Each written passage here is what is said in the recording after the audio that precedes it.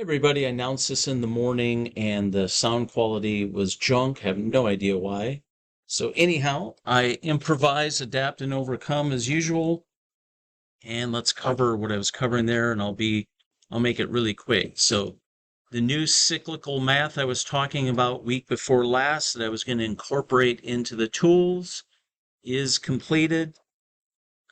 I'm getting it ready to be set up to give out to the iGrid group early in the morning. It's already all built. We're just adding the activation, deactivation process, and the code protection side of it, which is not that difficult. So right now, let's go take a look at the cyclical MA. It's the fourth end component smoothing now added to the mix. And why I've added this, when you go on really, really low time frames, what I'm finding is if you can have math that can read cyclical price action, meaning price that's cycling, or some people call it rotation. That would be in a bigger scale. Cyclical to me is a better term on a lower scale. And some instruments do this a lot. Gold does it a lot. Gold will junk around and be cyclical for a period of time before it makes a big linear move. NASDAQ does it constantly. I mean, NASDAQ lives in the world of cyclical price movements before it makes moves too. So it's not an uncommon pattern. And the cyclical activity can be very noisy the lower you go on time frames, but if you want to do quick scalping, many of you, and it makes sense, go down in lower time frames. So we have to have math that's in the end portion smoothing that's talking to or working in cooperation with the core math of the indicator so that this adding this end smoothing works properly. And we've pulled it off, and boy, did we nail it. It worked out perfect.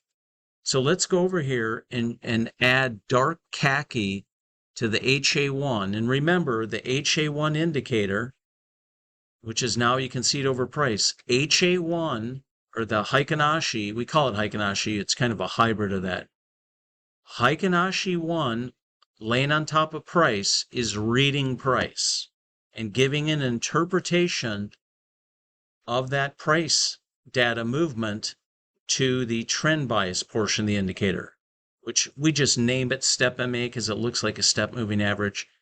It's in my mind, it's more of the trend bias portion of the indicator. It determines whether we're in uptrends or downtrends. So that's what its main role is to know when we have flips to upside, downside, and so on from a momentum standpoint. So what's going on then in the indicator with this new cyclical MA option is watch what happens when I start adjusting the cycle up to like a 77.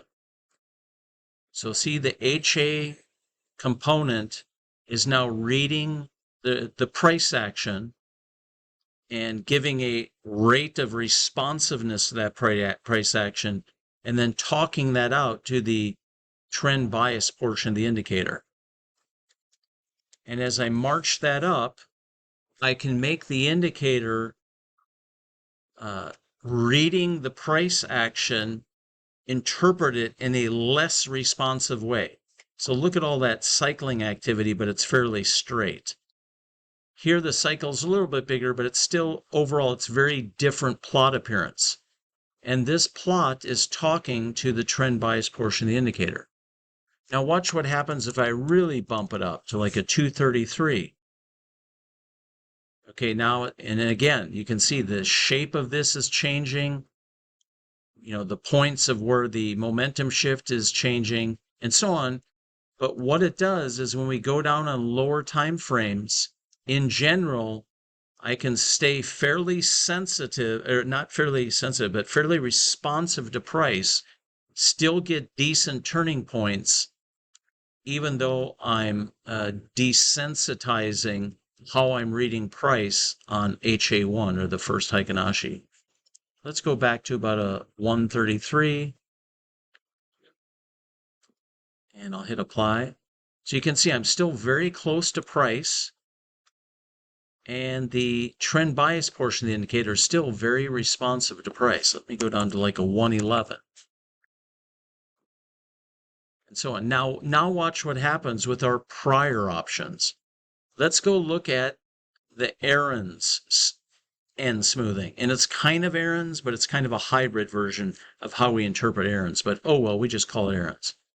Okay, there's that. So see how that is way, the plot moves way away from price. So that would be a bit more of a lagged look at price from the HA. And then as a result, the trend bias indicator, portion of the indicator reading that, steps away from price farther, becomes less responsive to price. So our first layer of smoothing is the HA reading price.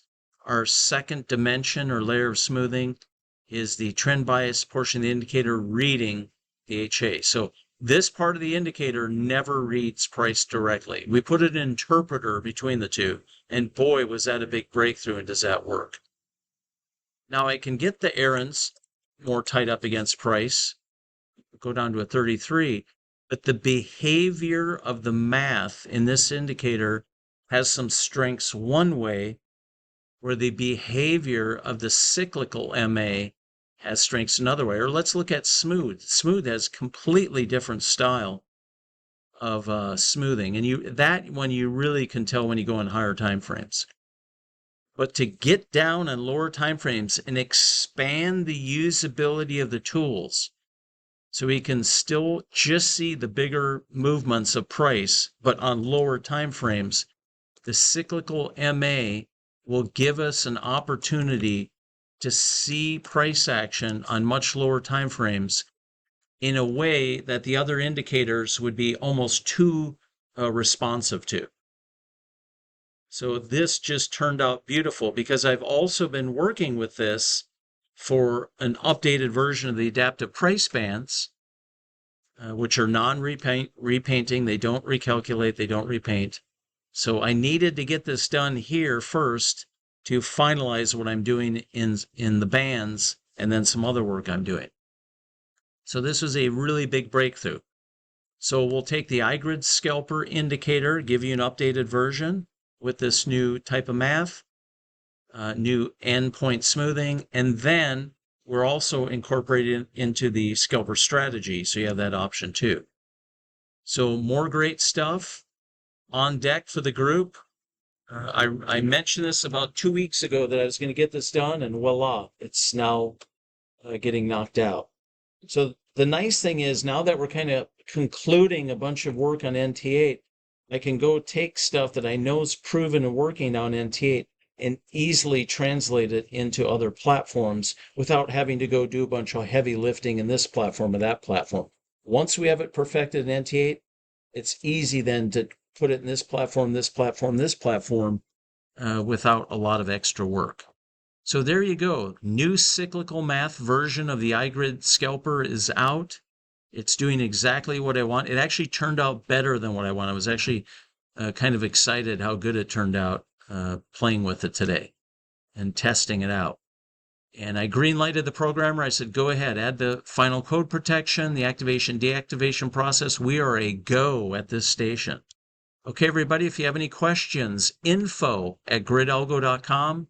If you need to know what our current special offers are, how you get in the program, questions about it or whatever, just let me know. Tons of great videos at the Grid Algo YouTube channel. Fantastic channel. I'm going to put up a lot more videos on these topics. I just put out a whole bunch of videos on simple and effective strategies to trade your prop accounts. So there you have it. More good stuff from the Grid Algo team. If you have any questions, let me know, and have a fantastic day.